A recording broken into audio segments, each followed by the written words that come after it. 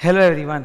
आज हम लोग बैंक ऑडिट में जो अमेंडमेंट्स है बहुत इंपॉर्टेंट है और वो अमेंडमेंट स्टैट्यूटरी लिक्विडिटी रेशियो में वो मैं करने जा रहा हूँ। मैं वो अमेंडमेंट समझाऊंगा भी और उसके ऊपर एक सम्स भी कराऊंगा ताकि और क्लैरिटी मिले। Okay, let's start. ये देख सकते हो आप लोग बैंक ऑडिट अमेंडमेंट्स। जो अमेंडमेंट है वो स्टैट्यूटरी लिक्विडिटी रेशियो के कैलकुलेशन में है। तो सबसे पहले तो स्टैट्यूटरी लिक्विडिटी रेशियो निकालते कैसे हैं वो मैं सिखा रहा हूँ, गौर से देखो बोर्ड पर, ठीक है। इसका तरीका होता है, ऑडिटर 12 महीने होते हैं फाइनेंशियल ईयर में, अप्रैल टू मार्च, तो हर महीने एक ऑड डेट सेलेक्ट करेगा। याद रहे ये ऑड डेट फ्राइडे नहीं होनी चाहिए। तो auditor selects 12 odd dates, 1 in every month. Friday छोड़ के लेना ऑड डेट, ठीक है। अब नीचे आओ, ये मैंने कैलेंडर बनाया दिसंबर और जनवरी का। लेट्स से जनवरी में 7 तारीख वेडनेसडे है और इसको हमारे ऑडिटर ने स्टैट्यूटरी लिक्विडिटी रेशियो ना स्टैट जो एससी होता है स्टैट्यूटरी सेंट्रल ऑडिटर, वो लोग चेक करते हैं ट्रेजरी डिपार्टमेंट लेवल पे। ब्रांच ऑडिटर लोग चेक नहीं करते। तो जो स्टैट्यूटरी सेंट्रल ऑडिटर है उसने सपोज जनवरी में 7 तारीख को अपना सैंपल सेलेक्ट किया ऑड डेट, तो 7 तारीख वेडनेसडे ले सकते हैं बिल्कुल। 7 तारीख के दिन लिक्विड एसेट्स बैंक के पास कितनी है वो चेक करनी है, ठीक है। ऑड डेट के दिन लिक्विड एसेट्स कितनी है वो चेक करो। सर कैसे पता चलेगा? जितने भी ब्रांचेस हैं वो 7 तारीख का ट्रायल बैलेंस भेजेंगे। उस ट्रायल बैलेंस को कंसोलिडेट करके कंसोलिडेटेड ट्रायल बैलेंस बनेगा, उससे लिक्विड एसेट निकाला जाएगा। Cash, gold, government security, guild, GILT government security, यही सब। तो इनको बोलते हैं लिक्विड एसेट्स, ये निकाल लो, ठीक है। अब आपको पीछे जाना है, सेकेंड प्रीसीडिंग फोर्टनाइट का लास्ट फ्राइडे। तो ये है वो वीक जो चल रहा है जनवरी वाला। इसके पहले का जो पीरियड है 14 दिन का उसको फोर्टनाइट बोलते हैं, प्रीसीडिंग फोर्टनाइट। और उसके पहले जो उसको बोलते हैं सेकंड प्रीसीडिंग फोर्टनाइट। समझ गए? वीक होता है ना, वैसे ही फोर्टनाइट होता है। फोर्टनाइट 2 हफ्ते को बोलते हैं, ओके। हिंदी में बोलते हैं पखवाड़ा। तो मेरा ऑड डेट जिस हफ्ते में है उस हफ्ते के पहले वाले 14 दिन के पखवाड़े को कहते हैं प्रीसीडिंग फोर्टनाइट, उसके पहले वाले को कहते हैं सेकंड प्रीसीडिंग फोर्टनाइट। उसके लास्ट फ्राइडे को लो। तो इन माय एग्जांपल दिसंबर में ये जो सेकंड प्रीसीडिंग फोर्टनाइट आ रहा है येलो कलर, इसका लास्ट फ्राइडे 19 तारीख है। 19 तारीख को अगेन सारे ब्रांचेस के ट्रायल बैलेंस को मिला के बनता है कंसोलिडेटेड ट्रायल बैलेंस। उससे मैं कैलकुलेट करूंगा demand and time liabilities. Demand and time liabilities simple आपको एक एग्जांपल देता हूं। जो पैसा हम लोग बैंक में डिपॉजिट करते हैं, बैंक के लिए वो लायबिलिटी है। उसमें जो करंट अकाउंट और सेविंग्स अकाउंट है वो जब चाहे आप उठा सकते हो। बैंक के लिए वो डिमांड लायबिलिटी है, customer can withdraw on demand. और टाइम लायबिलिटी मतलब फिक्स डिपॉजिट, रेकरिंग डिपॉजिट, जिसका एक मैच्योरिटी होता है। ये एग्जांपल है जस्ट, ठीक है। तो DTL की लिस्ट होती है, वही तो मेन पढ़ना है, ओके। तो उस दिन का आप DTL का अमाउंट निकालो, डिमांड एंड टाइम लायबिलिटी। अब इन्होंने बोला कि 19 दिसंबर को जो डिमांड एंड टाइम लायबिलिटीज है बैंक की जितनी भी, उसका कम से कम 20% आपको लिक्विड फॉर्म में मेंटेन करना पड़ेगा ऑन 7 जनवरी। अब सर ये 2 हफ्ते का गैप क्यों? RBI ने सीधा कॉमन सेंस लगा के बोला कि देखो 19 दिसंबर को जो आपकी लायबिलिटीज है उसका तत्काल 20% लिक्विड आप कहां से क्रिएट करोगे? It will take time, because bank में तो हर दिन इतने सारे ट्रांजैक्शंस होते हैं कि जो डिमांड एंड टाइम लायबिलिटी है DTL वो चेंज होता रहता है। तो ये तो ऑलमोस्ट इम्पॉसिबल है कि 19 तारीख को जो आपका demand time liability as on the working hours end होगा उसका 20% आप लिक्विड तुरंत कर लो। तो उसके लिए आपको एक पखवाड़े का यानी एक फोर्टनाइट का टाइम मिला है। तो आप उसको अगले मतलब एक फोर्टनाइट के गैप के बाद मेंटेन कर लेना। तो तुम लोग नोटिस करोगे जनवरी में आप कोई भी तारीख उठा लोगे, उस दिन जो लिक्विड एसेट होगा ना वो पक्का 19 तारीख वाले मतलब एक पखवाड़े पहले वाला जो डिमांड लायबिलिटीज है, टाइम लायबिलिटीज है, उसके 20% या उससे ऊपर होना ही होना है, ठीक है। ये टेस्टिंग है डिमांड टाइम लायबिलिटीज की, okay. Auditor must check that the liquid assets on the odd date is greater than equal to 20%। ये 20% मैंने एग्जाम्पल में लिया है। स्टैट्यूटरी लिक्विडिटी रेशियो के जो रेट होते हैं, परसेंटेज होते हैं, ये ऊपर नीचे होते रहते हैं। ये तकरीबन 20% के आजू बाजू रहते हैं। 18% भी जाता है, 24% भी जाता है, 20% के आसपास, मतलब 20% लिक्विडिटी चाहिए। तो इधर गौर से इक्वेशन को पढ़ो। Liquid assets on the selected odd date should be greater than equal to 20% of demand and time liabilities as on the last Friday of the second preceding fortnight. तो last Friday of the second preceding fortnight 19 दिसंबर था मेरे example में। तो 19 दिसंबर को जो demand and time liability है उसका 20% आपको ऑड डेट के दिन 7 जनवरी तक लिक्विड एसेट के फॉर्म में मेंटेन कर लेना चाहिए। That is the statutory liquidity ratio. अब कहानी अगर सर यहाँ तक होती तो क्या ही बात थी, इजी हो जाती लाइफ, पर नहीं, they had made it complicated. ये स्टैट्यूटरी लिक्विडिटी रेशियो में जो अभी मैंने तुम लोग को पढ़ाया वो यहीं पे लिखा हुआ, ये रहा इक्वेशन वही सेम जो मैंने दिखाया तुम लोग को। मेन है ये ऑडिट प्रोसीजर, और इस ऑडिट प्रोसीजर में 2 डब्बे आएंगे जो जान निकाल देंगे, पर उसको हम लोग को सिंपल करके पढ़ना है, उसका एक सम्स भी करा दूंगा, ठीक है। तो what is the audit approach? Number 1 sir, सबसे पहली बात तो कॉम्पोजिशन चेक करो। अपना ऑडिटर जो है डिमांड एंड टाइम लायबिलिटी की पूरी लिस्ट को देखेगा कि उसमें क्या क्या आइटम इंक्लूडेड है, क्या क्या एक्सक्लूडेड है, वो एज पर आरबीआई गाइडलाइंस है कि नहीं, वो इंक्लूडेड और एक्सक्लूडेड की लिस्ट हम नीचे पढ़ने वाले हैं। नंबर 2 डेट्स, वो ऑड डेट कौन सा होगा? फ्राइडे, तो उसने साल भर में कितने ऑड डेट कितना होने वाला है? 12 ऑड डेट्स नॉट फ्राइडेज, पर उसके करस्पॉन्डिंग जो डिमांड एंड टाइम लायबिलिटी है वो तो फ्राइडे का निकलेगा ना, last Friday of second preceding fortnight. तो 12 ऑड डेट के करस्पॉन्डिंग 12 फ्राइडेज है, तो आपको 12 ऑड डेट्स का ट्रायल बैलेंस मंगवाना है और 12 फ्राइडेज का ट्रायल बैलेंस मंगाना है, मतलब 24 trial balances, consolidated trial balance मंगाने हैं, ठीक है, वही बोला है। थर्ड, एग्जामिन, वो ऑड डेट के दिन जो मेरे वाले सेलेक्टेड 12 ऑड डेट्स है, उस दिन लिक्विड एसेट्स कितने हैं, उसमें आपने कैश, गोल्ड, गवर्नमेंट सिक्योरिटी क्या क्या लिया, उसकी वैल्यूएशन चेक करो। ये स्टार है। Number 4, demand and time liabilities में आपको ये सारे आइटम एक्सक्लूड करने, मतलब इनको हम लायबिलिटी नहीं मानेंगे, ठीक है। Although they may be liability, although some of them are actually liabilities, but फिर भी इनको लायबिलिटी नहीं मानेंगे। तो यानी कि इनके लिए मुझे लिक्विडिटी की चिंता नहीं है, इसके लिए मुझे लिक्विडिटी मेंटेन नहीं करनी है, इसका ये मतलब है, सिंपल सिंपल सा, ठीक है। तो क्या क्या आइटम एक्सक्लूड होंगे जो अच्छे अच्छे वाले हैं? नंबर 1 पढ़ाऊंगा सारा ही मैं। Paid up capital, reserves, PL account, loan from RBI, Exim bank, NHB national housing bank, NABARD, national bank of agriculture rural development, SIDBI small industrial development bank of India. बोला ये सब अच्छी अच्छी चीजें, इनको हम डिमांड टाइम लायबिलिटी नहीं मानेंगे, हटाओ, माइनस करो। चलो माइनस कर दूंगा, मेरा क्या है, exclude. Bill discounted from approved institutions, उसको भी लायबिलिटी नहीं मानेंगे, चलो ठीक है, माइनस कर दो। एक्सक्लूड करो इनको भी।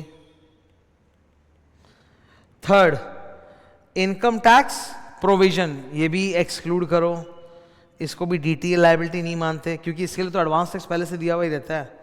ये 3 इंश्योरेंस के अमाउंट्स हैं, ठीक है। Amount received from DICGC, deposit insurance credit guarantee corporation, फिर export credit guarantee corporation, insurance companies. ये क्या होता है सुनो, bank is a very risky business. इन आप लोग जितना भी डिपॉजिट बैंक में करते हो उसका बैंक वाला इंश्योरेंस लेके रखता है कि कल को अगर डिफॉल्ट हुआ तो पैसा आ जाएगा। वैसे ही ईसीजीसी है और वैसे ही अदर इंश्योरेंस अमाउंट्स है। तो ये सारे इंश्योरेंस के अमाउंट जो रिसीव हुए, ये तो एक्चुअली इनकम है ना, लायबिलिटी नहीं है, तो इनका तो सर माइनस होना बनता है। They are not liabilities actually, अगर सोचा जाए तो। फिर amount received from court receiver, हमारे इतने सारे बोरोवर्स है जो लिक्विडेट हो रहे हैं, तो उनके रिसीवर से जो पैसा है वो भी तो इनकम है सर, वो क्यों आएगा, माइनस करो। अच्छा, अब फैंसी आइटम्स है थोड़े से, हाँ ये ट्विंग ट्विंग, ये सब फैंसी आइटम्स हैं। ये लास्ट के items, they are fancy items और the good items. Sorry, derivative transactions, bank वाले दुनिया भर के डेरिवेटिव ट्रांजैक्शंस करते हैं, ठीक है। उन पे जो भी अनरियलाइज्ड गेन या लॉस है, अनरियलाइज्ड मतलब वो अभी तक एक्चुअल में गेन या लॉस नहीं है, नोशनल है, तो उसको भी लायबिलिटी नहीं मानेंगे, माइनस करो। Income received in advance as annual fees, processing fees which is non refundable, which is non refundable, तो खुद ही बोल रहा है कि एनुअल फीस और प्रोसेसिंग चार्जेस हमें इनकम मिला है, इनकम तो लायबिलिटी नहीं है, हटाओ उसको, it is not refundable. Bankers acceptance facility, ये बैंकर लोग क्या करते हैं ना, इंपोर्ट एक्सपोर्ट के केस में, जब मेरा इंपोर्ट क्लाइंट है वो कुछ बिल ऑफ एक्सचेंज बाहर भेजना चाहता है, उस पर एक्सेप्टेंस देना है, तो बैंक से भी को एक्सेप्टेंस करा लेता है। Think of it like bank guarantee, okay. तो बोला इसको भी हम लोग नहीं मानेंगे, ओके जी। नंबर के, पार्ट रिकवरी, एनपीए से अगर पार्ट रिकवरी हो रहा है तो ये भी तो इनकम, अच्छी बात है, लायबिलिटी नहीं, हटाओ। L, Indian currency received against import bill, ये क्या होता है, मेरा कोई कस्टमर है, बैंक का कोई कस्टमर है जो इंपोर्ट किया है, तो अब इंपोर्ट के लिए पेमेंट तो करना पड़ेगा ना, तो बैंक वाले वो अपना जो भी पेमेंट है वो रुपी फॉर्म में मुझे देता है, मैं फिर डॉलर में कन्वर्ट करके विदेश भेजता हूँ। तो उन्होंने रुपया दे दिया है, Indian currency received against import bills, अब मैं इसको डॉलर में कन्वर्ट करके भेजूंगा, तो ये बेसिकली मेरा पैसा है ही नहीं, ये मेरे कस्टमर का पैसा है जो मेरे पास आया इंडियन रुपये और जो मैं भेज दूंगा। तो बोला इसको भी डिटेल में नहीं लेना है, हटाओ, जब तक दे नहीं देते लायबिलिटी की तरह छाती पे खड़ा है, पर इसको डिटेल नहीं लेना है। Next, link branches for agency business. Bank में दुनिया भर के हम लोग पढ़ते हैं ना लॉ में, एस्क्रो अकाउंट खोल दो for repayment of application money, dividend money वगैरह, तो ये एस्क्रो अकाउंट वगैरह जो होता है ये एजेंसी बिजनेस है बैंक के लिए। इसमें जो डेजिग्नेटेड ब्रांचेस होते हैं बैंक के उनको बोलते हैं लिंक ब्रांचेस। तो लिंक ब्रांचेस में जो भी अनएडजस्टेड डिपॉजिट पड़ा हुआ एस्क्रो अकाउंट में, एक तरह का लायबिलिटी है, पर बोला यहां डिटेल में मत लो, हटाओ इसको, तो मैं हटा देता हूं। Next, margin money held and kept in sundry deposits for funded facility. Bank वाले कई बार जब आपके लिए ना ये क्या बोलते हैं कुछ कुछ फैसिलिटीज देते हैं, तो वहां आपसे मार्जिन मनी लेके रख लेते हैं, ठीक है, तो बोला उसको भी हटाओ। तो this is the complete list of exclusion, ये डिमांड एंड टाइम लायबिलिटी में आना नहीं चाहिए। अभी तुमको मैं शो करता हूं, ओके। ये रहा क्वेश्चन, इन्होंने क्वेश्चन में बोला कि बैंक ने अपना डिटेल कैलकुलेट किया है, 50,000 CR आ रहा है, पर ये गलत है, आपको चेक करना है इस 50,000 CR में ये सब चीज़ें इंक्लूडेड, आपको देखना है कि ये इंक्लूडेबल है कि नहीं है। अभी बहुत सारी चीज़ मैंने पढ़ाई जो एक्सक्लूड होगी, पहले 5 आइटम जो है ना वो तो लाइन से माइनस है, ये पहले ही लाइन में लिखे हुए थे, paid up capital reserves, PL, loan from RBI, refinance from Exim bank, national housing bank, ये तो पहले ही माइनस होगा, माइनस करेंगे इनको। पार्ट रिकवरी ये भी माइनस होगा, एक्सक्लूडेड था, ये दोनों नहीं होगा, ये दोनों था नहीं उसमें, ये इंक्लूडेड में आता है। Margin, last point, margin held and kept in sundry deposit, ये भी माइनस होगा। तो सर ये तमाम चीजें जितनी भी आपको दिख रहे हैं ये सब के सब क्या होंगे, माइनस करने हैं, ओके। अब वापस से पीछे आते हैं, अब बोला ये 4 आइटम ग्रीन बॉक्स ये इंक्लूड करो, ऊपर वाला ब्लू बॉक्स एक्सक्लूड करो और नीचे वाला 4 ग्रीन बॉक्स इंक्लूड करो, इनको हम डिमांड टाइम लायबिलिटी मानते हैं। नंबर 1, ब्रांच एडजस्टमेंट अकाउंट, ये क्या होता है, बैंक में जो इंटर ब्रांच ट्रांजैक्शन होते हैं ना उसके लिए ब्रांच एडजस्टमेंट अकाउंट निकलता है। इसका मैं बहुत एक सिंपल एग्जांपल देता हूं सारे स्टूडेंट्स के लिए, डिमांड ड्राफ्ट। जैसे फॉर एग्जांपल मान लो कि मुझे ना दिल्ली ICAI दिल्ली को कुछ पेमेंट करना है डिमांड ड्राफ्ट से 1 लाख रुपया, तो मैं कोलकाता के बैंक में जाऊंगा, HDFC बैंक में मैं जाऊंगा, उनका जो कोलकाता ब्रांच है उसमें जाके मैं लाख रुपया दूंगा और DD बनवा लूंगा। ये DD का भुगतान तो HDFC दिल्ली ब्रांच करेगा, नॉट कोलकाता ब्रांच। तो कोलकाता ब्रांच को बोलते हैं कलेक्टिंग ब्रांच और दिल्ली ब्रांच को बोलते हैं पेइंग ब्रांच। जब कोलकाता ब्रांच पैसा लेके DD बनाता है तो ये अपने बुक्स में दिल्ली ब्रांच को क्रेडिट कर देता है। साइमल्टेनियसली जब दिल्ली ब्रांच फ्यूचर में पेमेंट करेगा DD का कुछ दिन में, तो दिल्ली ब्रांच कोलकाता ब्रांच को डेबिट कर देगा। तो ये इंटर ब्रांच ट्रांजैक्शन है। अब इसमें टाइम गैप होता है जिसकी वजह से एक अकाउंट बैलेंस ओपन हो जाता है, ब्रांच एडजस्टमेंट अकाउंट। जैसे मान लो कि मैंने DD बनवाया 28 मार्च को और ICAI उस DD को एनकैश करवाएगा लेट से 4 अप्रैल को, तो एज ऑन 31 मार्च तो inter branch adjustment account open पड़ा है ना। तो बोला वही है, वो ब्रांच एडजस्टमेंट अकाउंट जो है उसमें जो क्रेडिट बैलेंस है, ऑब्वियसली लायबिलिटी होना चाहिए, तो क्रेडिट बैलेंस है तो उसको इंक्लूड करो, यानी कि सर प्लस करो। नंबर 2, ये बहुत अच्छा है, बैंक के लिए डिपॉजिट से बड़ी कोई लायबिलिटी नहीं है। डिपॉजिट के ऊपर जो ब्याज है जो अक्रू हो चुका है, वेदर और not due,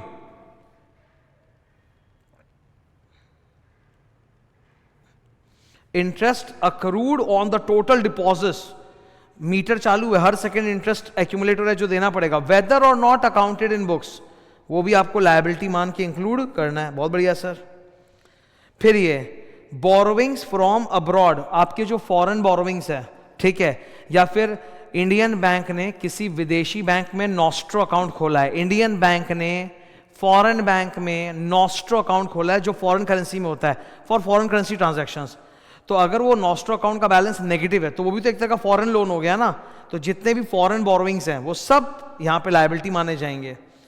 borrowings from abroad bye banks, adverse balance in nostro account, वो भी एक तरह का लोन ही हो गया फॉरेन बोरोविंग्स, सर इसको डिमांड टाइम लायबिलिटी मानते हैं। And last, reconciliation between nostro and nostro mirror account. Sir ये क्या होता है, मैं समझा रहा हूँ. नॉस्ट्रो अकाउंट का मतलब होता है एक इंडियन बैंक के HDFC, उन्होंने लंदन के किसी बैंक में अपना पाउंड वाला अकाउंट खोल रखा है, मतलब फॉरेन करेंसी अकाउंट, ठीक है. तो वो जो नॉस्ट्रो अकाउंट है जो लंदन में, वो तो फॉरेन करेंसी में मेंटेन हो रहा है. इंडियन बैंक उसी का एक मिरर इमेज भारत में एक अकाउंट बनाएगी जिसको बोलते हैं नॉस्ट्रो मिरर अकाउंट. ये बुक्स में बनता है, ये बैंक अकाउंट नहीं है. Nostro account is a bank account. Nostro mirror account is a books of account वाला account which is maintained by the Indian bank in India in rupees. तो इसको बोलते हैं नॉस्ट्रो मिरर अकाउंट. तो विदेशी bank maintain कर रहा है नॉस्ट्रो अकाउंट, और देसी बैंक उसी नॉस्ट्रो अकाउंट को रुपीस में कन्वर्ट करके अपने बुक्स में मेंटेन कर रहा है, नॉस्ट्रो मिरर अकाउंट. तो इनमें रिकॉन्सिलेशन होगा. रिकॉन्सिलेशन में अगर नेट क्रेडिट आइटम्स निकल के आते हैं तो वो लायबिलिटी है, उसको भी ऐड करो.